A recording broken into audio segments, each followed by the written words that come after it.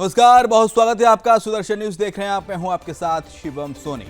UP के हरदोई में जिलाधिकारी और पुलिस अधीक्षक ने 1962 के युद्ध में वीरगति प्राप्त करने वाले बलिदानी रणवीर सिंह के परिजनों से मुलाकात की है। उनके पुत्र और परिवार के लोगों से मिलकर जिलाधिकारी मंगला प्रसाद सिंह और पुलिस अधीक्षक राजेश द्विवेदी ने सम्मानित किया और बलिदानी के दरवाजे से कलश में मिट्टी और उनकी फोटो पर पुष्प अर्पित करने का कार्य जिला प्रशासन की तरफ से किया गया। बता दें कि जनपद में शासन के निर्देश के अनुसार आज़ादी के अमृत महोत्सव के समापन अवसर पर मीठी माटी मेरा देश कार्यक्रम के अंतर्गत मिट्टी को नमन वीरों का वंदन कार्यक्रम अभियान चलाया जा रहा है। इसके तहत डीएम और पुलिस अधीक्षक ग्राम सभा त्योतारा पहुंचे और बलिदानी रणवीर सिंह को श्रद्धा सुमन अर्पित किए गए। उनके परिजनों को सम्मानित किया गया जिलाधिकारी के द्वारा।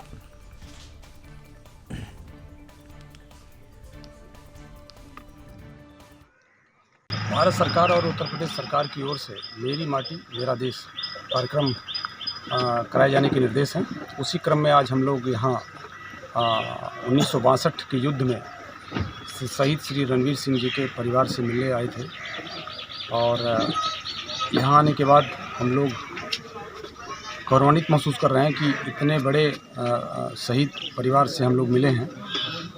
न केवल मिले हैं बल्कि उनके घर के आंगन की मिट्टी कलश में रखा है। हम लोगों ने उनकी प्रतिमा के सामने उनको सच्ची श्रद्धांजलि देने की कोशिश की है और ऐसे ही कार्यक्रम जनपद के अन्य शहीद परिवारों से भी है हम लोगों का और ये कार्यक्रम 15 अगस्त तक चलता रहेगा।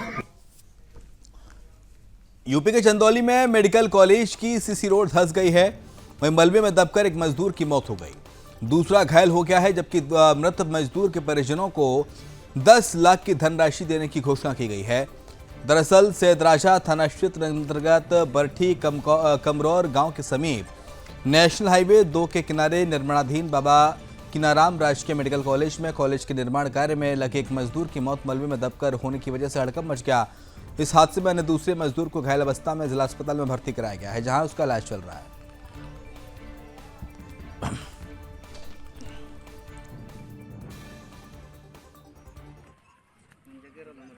जहाँ मेडिकल कॉलेज का निर्माण चल रहा था वहाँ पीछे की तरफ जहाँ बाउंड्री वॉल का कार्य चल रहा था वहाँ बाउंड्री वॉल के पास मिट्टी धंस जाने की वजह से जो है एक व्यक्ति की जो है वो श्रमिक की मृत्यु हो गई है जो है, और एक व्यक्ति को मामूली चोट लगी है कान पर, जो अभी जिला अस्पताल में जिसका इलाज चल रहा है जो है।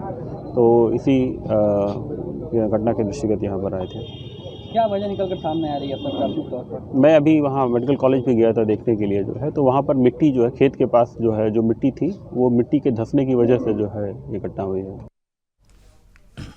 और खबर यूपी के मथुरा से, जहां पर आखिरकार रेलवे किनारे की अवैध बस्तियों पर बाबा का बुलडोजर चल ही गया। श्री कृष्ण जन्मभूमि और ईदगाह मस्जिद के निकट इस बस्ती को खाली कराने का नोटिस पुलिस प्रशासन ने पहले ही दे रखा था, लेकिन अवैध कब्जेदार मुस्लिम हटने को तैयार नहीं। दरअसल मथुरा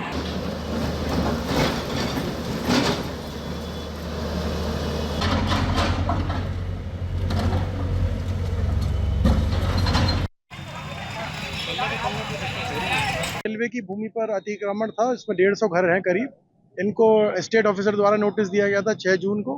1 माह का इनको समय दिया गया था 7 जुलाई तक खाली करने का। इन्होंने लेकिन समय से खाली नहीं किया है, इसलिए हम स्टेट गवर्नमेंट की मदद से, स्टेट पुलिस की मदद से इन घरों को, अवैध घरों को खाली करा रहे हैं, जिसपे कि मथुरा वृंदावन लाइन का निर्माण उस पर हो सके। क्या काम चल रहा है? इस पर अवैध निर्माण हम हटा रहे हैं।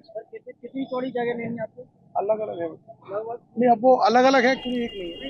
यूपी के कानपुर में आईसीआईसी बैंक से बिजली आपूर्ति करने वाली केस्को के 1 करोड़ 48 लाख रुपए दूसरे अकाउंट में ट्रांसफर होने के मामले में चौंकाने वाला खुलासा हुआ है। और इस मामले में बिजली विभाग के एक ठेकेदार और एक सॉफ्टवेयर इंजीनियर और एक हैकर की मिलीभगत सामने आई है। इन सब ने मिलकर केस्को के पेमेंट गेटवे को हैक किया।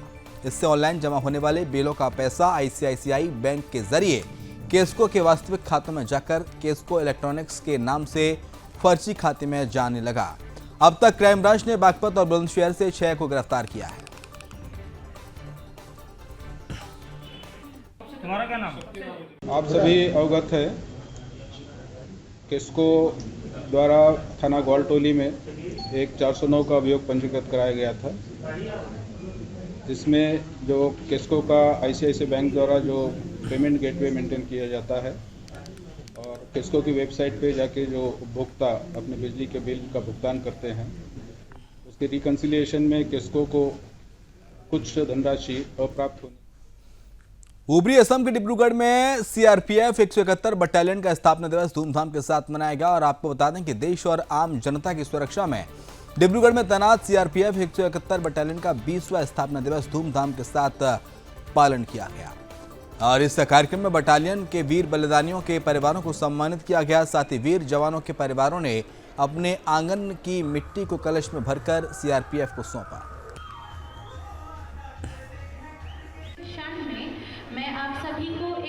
171 बटालियन डिब्रूगढ़ का 20वां स्थापना दिवस समारोह मनाया जा रहा है। इसके उपलक्ष्य में वाहिनी ने पिछले एक सप्ताह से विभिन्न दिन अलग अलग कार्यक्रमों का आयोजन किया गया है, जिसमें वृक्षारोपण कार्यक्रम, ब्लड डोनेशन, बाइक रैली और इसके अलावा हाफ मैराथन और आज जो सांस्कृतिक कार्यक्रम जो आयोजित किया। और फिलहाल एक छोटा सा ब्रेक ले रहे हैं। ब्रेक के उस पार भी खबरें जारी हैं।